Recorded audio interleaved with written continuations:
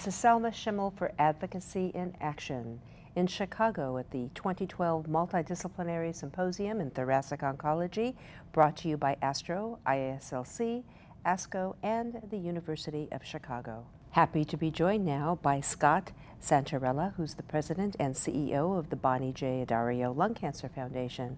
It's good to see you again, Scott. Good to see you. Thanks for having me. Let's talk a bit about the Bonnie Addario Lung Cancer Foundation. We're an organization that is focused on trying to increase the survivability of lung cancer among lung cancer patients, focused on funding research in early detection, also through targeted therapies, novel therapies and targeted discovery, and focused a lot of our efforts on patient services, providing patients not only educational information but empowerment to be their own advocates. Jill's Legacy is a remarkable sort of subsidiary of Bonnie J. Addario Lung Cancer Foundation.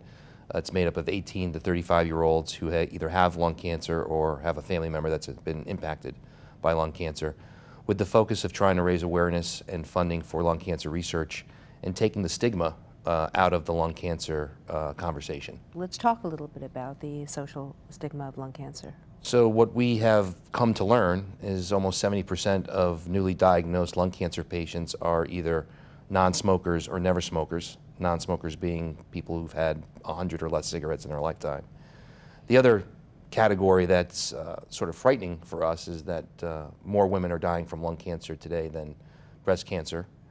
And the issue around whether someone smokes to get lung cancer is, in our minds, not really part of the equation anymore. Anyone can get lung cancer, any age, any race, any sex, and we're here to try to find options to increase the survivability and extend lives, and hopefully with technology and medicine, perhaps maybe make it a chronic disease someday. The biggest issue we have in lung cancer is most patients that are diagnosed die within 6 to 8 months of that diagnosis, because diagnosis is so hard to detect, and the disease tends to activate itself very quickly, and most patients are diagnosed at stage 4.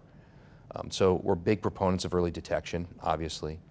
We're also proponents of looking at whether or not there may be some inherited biomarkers associated with lung cancer, that if we could identify those earlier, we may be able to identify patients and families that have a propensity possibly toward lung cancer. What we're trying to do is educate as many people as we can about the need for people to be aware of lung cancer and that anyone can get it.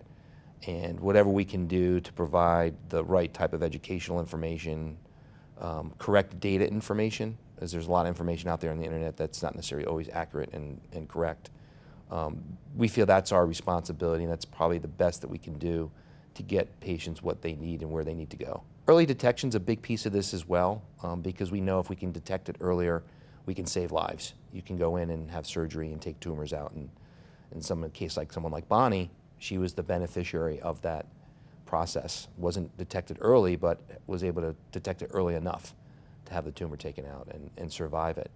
But I think personalized medicine and the testing of genetic material, tissue, and understanding are there other targets out there that can be druggable can help actually the survivability of a disease like lung cancer.